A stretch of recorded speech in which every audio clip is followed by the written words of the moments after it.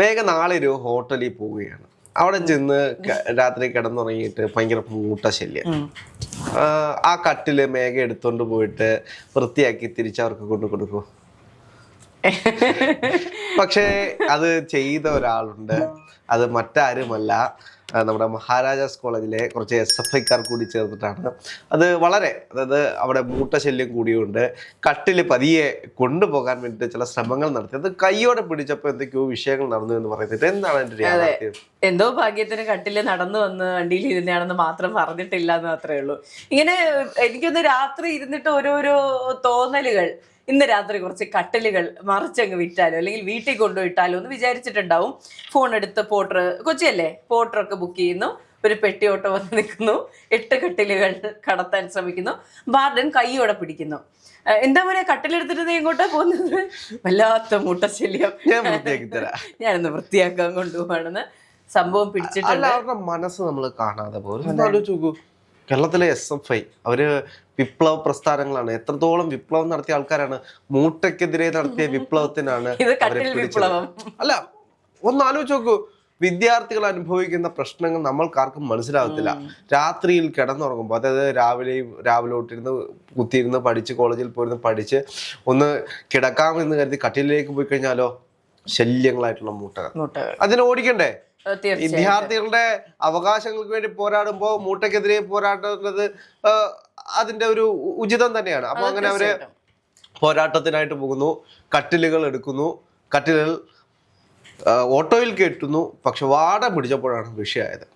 ഈ വാടൻ എന്ന് പറയുന്നത് മുതലാളിത്ത ഭീകരതയുടെ ഏറ്റവും വലിയ മുഖമാണ്. അതുകൊണ്ടല്ലേ ഇവര് ചെയ്യാൻ പോയ നല്ല പ്രവൃത്തിയെ കൈയോട് പിടിച്ച് വലിയ രീതിയിൽ വാർത്തയൊക്കെ കൊടുക്കുന്ന രീതിയിലേക്ക് ആയത്. അല്ലെങ്കിൽ ഒന്ന് ആലോചിച്ച് നോക്കൂ, ആ മൂട്ടകളെല്ലാം പോയി നല്ല വൃത്തിയുള്ള കട്ടിലുകൾ ഹോസ്റ്റലിൽ വന്ന് കിടക്കത്തില്ലേ? ഇത് വെറുതെ രാത്രി 12 മണിക്ക് കട്ടിലെടുത്തോണ്ട് പോയാൽ എന്താണ്? രാത്രി കിടന്നുറങ്ങുമ്പോഴല്ലേ മൂട്ട കടിക്കുന്നത്. മൂട്ട കടിക്കുമ്പോൾ മൂട്ട കടിച്ച് ദേഷ്യം വന്ന് അവസാനം എന്തോ ചെയ്ത് മൂട്ടയെ മൊത്തത്തിൽ കൊല്ലാനായിട്ട് കട്ടിലോടെ ഈ പണ്ട് പഴമക്കാർ ഇതിനെ എലിയെ കൊല്ലാൻ ഇല്ലം ചുടുകാന്നോ അങ്ങനെ എന്തോ പറയാറുണ്ട്. എന്തായാലും ഈ വാർഡൻ കാണിച്ചത് മോശമായി പോയി. കാരണം ഈ വിദ്യാർത്ഥികൾക്ക് വേണ്ടി ഉള്ള സംഘടന, വിദ്യാർത്ഥി സംഘടനയാണ് SFI എന്ന് പറയുന്നത്. CPM ആയിട്ട് വലിയ മറ്റേ പോഷക സംഘടനയൊന്നും അല്ല, ചെറിയൊരു ബന്ധം, വഴിയിൽ എന്തോ ഒരു ബന്ധം ഉണ്ടെന്നല്ലാതെ വേറെ ബന്ധമൊന്നുമില്ല. അപ്പൊ എന്തായാലും വിദ്യാർത്ഥികളെ മൂട്ട കടിക്കാതിരിക്കാൻ, അല്ലെങ്കിൽ ചിലപ്പോൾ പുറത്തുള്ള ഏതെങ്കിലും വിദ്യാർത്ഥിക്ക് കിടക്കാനോ അങ്ങനെ എന്തെങ്കിലും ആയിരിക്കാം. വെറുതെ ഇങ്ങനെ രമേശ് ചെന്നിത്തലയല്ലേ ആഭ്യന്തരം ഭരിക്കുന്നത്. അപ്പോൾ ഈ നാട്ടിലെ SFIക്കാരെ വെറുതെ വേട്ടയാടും. ഇപ്പോ വാർഡൻ എന്ന് പറയുമ്പോൾ അതിൻ്റെയൊക്കെ ഒരു ഭാഗമായിട്ട് വരുമായിരിക്കാം, ശല്യപ്പെടുത്തുന്നുണ്ടായിരിക്കാം.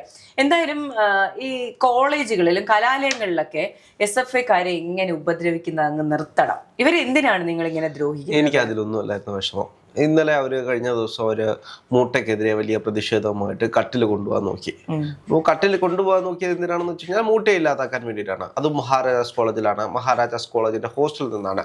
അപ്പോൾ കുറേ വർഷങ്ങൾക്ക് മുമ്പിട്ട് അവിടെ ഒരു പയ്യനുണ്ടായിരുന്നു. അവിടെ പഠിക്കാൻ വന്നിട്ടുള്ളൊരു വിദ്യാർത്ഥി, SFIയുടെ ഒരു നേതാവായിരുന്ന ഒരു വിദ്യാർത്ഥി. ആ വിദ്യാർത്ഥിയെ ഹോസ്റ്റൽ മുറിയിൽ നിന്നും ചുവരെഴുതാൻ വേണ്ടി വിളിച്ചുകൊണ്ട് പോകുന്ന കഴിഞ്ഞ ദിവസം അദ്ദേഹത്തിന്റെ രക്തസാക്ഷി അനുസ്മരണ ദിനം ഉണ്ടായിരുന്നു.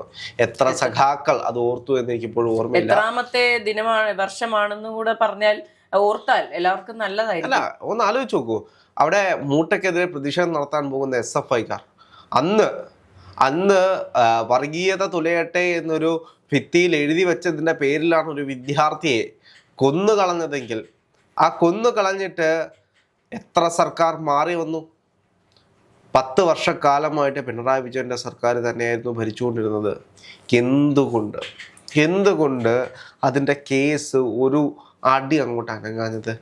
അതിൻ്റെ പ്രതികളെ പിടിക്കാഞ്ഞത് എന്തുകൊണ്ടാണ്? ഒന്ന് ആലോചിച്ച് നോക്കും. മഹാരാജാസ് കോളേജ് എന്ന് പറയുമ്പോൾ ഇന്ന് ആളുകളുടെ മുന്നിൽ ഇലിഭ്യരായി നിൽക്കേണ്ട, അല്ലെങ്കിൽ വളരെ മോശപ്പെട്ട എന്തോ കോളേജായിട്ട്, ഞാൻ ആ കോളേജിനെ കുറ്റം പറയുന്നതല്ല, അവിടെ അഭിമന്യു ഒരുപാട് വിപ്ലവങ്ങൾ നടത്തി വന്നൊരു കോളേജായിട്ടാണ് നമ്മൾ പലപ്പോഴും കാണുന്നത്.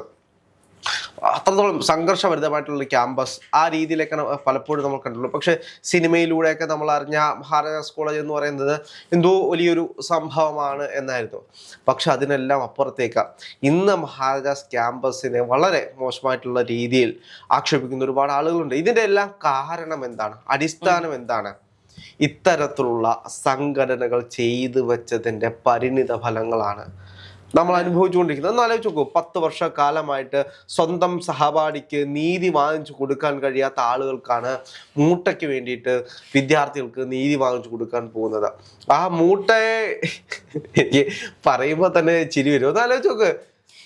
ജോക്സ് അപ്പാർട്ട്, ഒരു കളവാണ് ചെയ്യാൻ ശ്രമിച്ചുകൊണ്ടിരുന്നത്. ഇപ്പോൾ SFI നേതാവ് എന്ന് പറയുമ്പോൾ പണ്ടൊക്കെ ശരിക്കും പറഞ്ഞാൽ SFIയെ കൊണ്ട് ഗുണമുണ്ടായിരുന്നു. SFI ആണെങ്കിലും KSU ആണെങ്കിലും ഒരു കലാലയത്തിൽ 2 യുവജന സംഘടനകൾ ഉണ്ടാകുന്നു.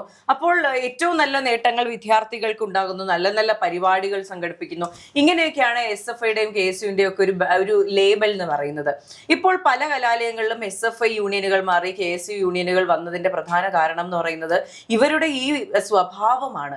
ഈ കള്ളത്തരം കാണിക്കുക, മറ്റേ വ്യാജ സർട്ടിഫിക്കറ്റ് ഉണ്ടാക്കി ജോലി മേടിക്കുക, ജോലി ചെയ്യുക, വ്യാജ പരീക്ഷകൾ എഴുതി ജോലി വാങ്ങിക്കുക, അങ്ങനെ പല കാര്യങ്ങൾ ചെയ്ത് SFI എന്ന് പറയുന്നത് ശരിക്കും തമാശയായി കഴിഞ്ഞു. ഇപ്പൊ ഞാനും രാഹുലും ഒരു ചർച്ചയെ പറ്റി എന്ത് ചർച്ച ചെയ്യും എന്നതിനെ പറ്റി ആലോചിക്കുമ്പോൾ SFI എന്ന് പറയുമ്പോൾ നമുക്ക് സംസാരിക്കാൻ കുറെ കാര്യങ്ങളുണ്ട്. അത് തമാശയായിട്ടും അല്ലാതെയും പറയാൻ കുറെ കാര്യങ്ങളുണ്ട്.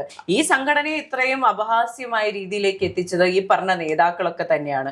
ഹോസ്റ്റൽ മുറിയിൽ നാളെയും വരേണ്ട കുട്ടികൾ കിടക്കേണ്ട കട്ടിലുകൾ മറിച്ച് വിൽക്കാൻ പോകുമ്പോൾ നിങ്ങൾ അറിയണം, ഇത് പുറത്തറിയും.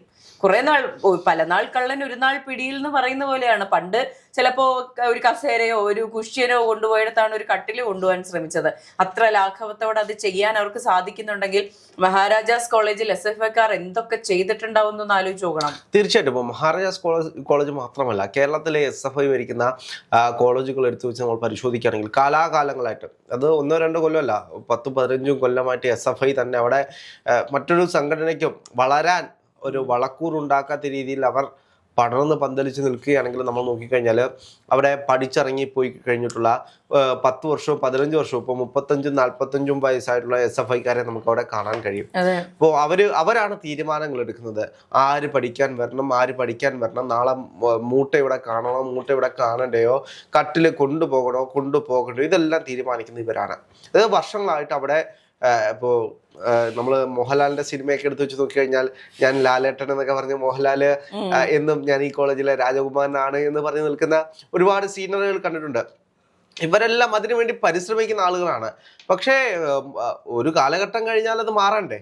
പക്ഷെ ഇപ്പോഴും മാറാതെ അവർ ആ ക്യാമ്പസിനുള്ളിൽ, ഇപ്പോൾ നമുക്കറിയാം, നമ്മളെല്ലാം കലാലയങ്ങളിൽ പഠിച്ചവരാണ്, വീണ്ടും ആ കലാലയത്തിലേക്ക് ചെല്ലാൻ ആഗ്രഹിക്കുന്ന ആളുകളാണ്, അവിടെ നമ്മളുടെ ഒരു കാലഘട്ടം ഉണ്ടായിരുന്നു എന്ന് വിശ്വസിക്കുന്ന ആളുകളാണ്.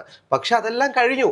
അതിനപ്പുറത്തേക്ക് വീണ്ടും 10 കൊല്ലവും 20 കൊല്ലവും 30 കൊല്ലവും 45-ും 55-ാമത്തെ വയസ്സിൽ കുടുംബവും കുട്ടികളുമായിട്ട് നടക്കുമ്പോഴും ക്യാമ്പസിനകത്തേക്ക് കയറി ചെന്ന് അവിടുത്തെ കാര്യങ്ങളിൽ ഇടപെടുകയും അവിടുത്തെ വിദ്യാർത്ഥികളെ നിയന്ത്രിക്കുകയും അവിടെ സമരം ചെയ്യാൻ പോവുകയും ചെയ്യുന്ന SFIക്കാർ, ഇവരാണ് യഥാർത്ഥത്തിൽ ഇത്തരത്തിൽ കട്ടിലുമായിട്ട് പോകുന്നതും. എന്തെല്ലാം വിഷയങ്ങളാണ് SFIയുടെ ഭാഗത്തു നിന്ന് ഇപ്പോൾ ഉണ്ടായിക്കൊണ്ടിരിക്കുന്നത്. കഴിഞ്ഞ 10 വർഷക്കാലമായിട്ട്, ഇതിപ്പോ CPM ഭരിക്കുന്ന കാലഘട്ടമായിരുന്നെങ്കിൽ ഈ വിഷയം ആരും അറിയാതെ പോയേനെ. അവർക്കൊരു വിഷയവും ഉണ്ടായിരുന്നില്ല. ഇതിപ്പോ ഭരണം മാറിയത് കൊണ്ടാണല്ലോ ഇതെല്ലാം അറിഞ്ഞുകൊണ്ടിരിക്കുന്നത്. സോഷ്യൽ മീഡിയയുടെ ഇൻഫ്ലുവൻസും വലിയൊരു രീതിയിൽ ഇതിനെ ഇമ്പാക്ട് ചെയ്തിട്ടുണ്ടാവാം. എന്തുതന്നെ ആയാലും ഈ പറഞ്ഞ കുറെ കാര്യങ്ങൾ, കുറെ കള്ളത്തരങ്ങൾ, കുറെ അക്രമങ്ങൾ നടന്നിട്ടുണ്ട്. ഇത് പലതും പുറത്തു വരാതെ വന്നിട്ടുമുണ്ട്. പക്ഷെ ഇനി അങ്ങനെ പോകുമെന്ന് തോന്നുന്നില്ല. നിയമത്തിന്റെ വഴിക്ക് പോകും.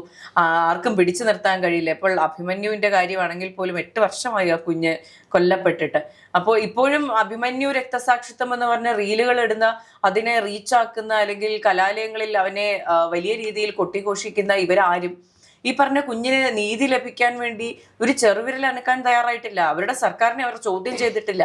കഴിഞ്ഞ ഈ പറഞ്ഞ 8 വർഷത്തിനുള്ളിൽ ആഭ്യന്തരമന്ത്രി ആരായിരുന്നു ഈ ചോദ്യം ഉന്നയിക്കാൻ? നിങ്ങൾ എന്തുകൊണ്ട് ഞങ്ങളുടെ കുഞ്ഞിന് നീതി വാങ്ങി കൊടുക്കുന്നില്ല എന്നൊരു ചോദ്യം ചോദിക്കാൻ അവർക്ക് ഒരു നട്ടെല്ലുണ്ടായിരുന്നില്ല. ഇപ്പോൾ ഇനിയെങ്കിലും അതിനുണ്ടാകണം.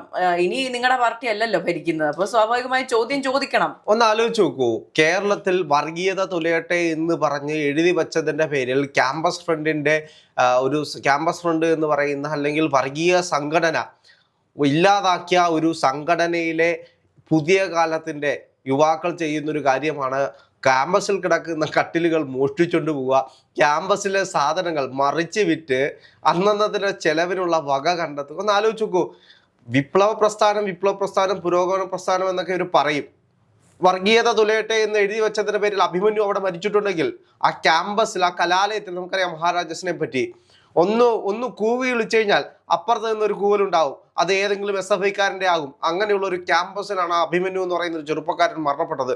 എന്നിട്ട് എത്ര വർഷങ്ങളായി, എന്നിട്ട് ആ കൊലയാളികളെ കണ്ടെത്താൻ ഇന്നേവരെ കഴിഞ്ഞിട്ടില്ല. അതിന്റെ പേരിൽ ആ ഒരു മരണത്തിന് നീതി വാങ്ങിച്ചു കൊടുക്കാൻ ഈ സംഘടനയ്ക്ക് കഴിഞ്ഞിട്ടില്ല. ആ സംഘടന ഇന്ന് ചെയ്യുന്നത് എന്താണ്? ക്യാമ്പസിൽ കിടക്കുന്ന കട്ടിലുകൾ മൂട്ടയായതുകൊണ്ട് ഞങ്ങൾ മറിച്ചു വിൽക്കാൻ പോവുകയാണ്, ഞങ്ങൾക്കും ജീവിക്കണ്ടേ ചേട്ടാ എന്ന് പറയുന്ന രീതിയിലേക്ക് ഈ പ്രസ്ഥാനം മാറിയിട്ടുണ്ടെങ്കിൽ ഇതിലും വലിയ നാണക്കേടില്ല.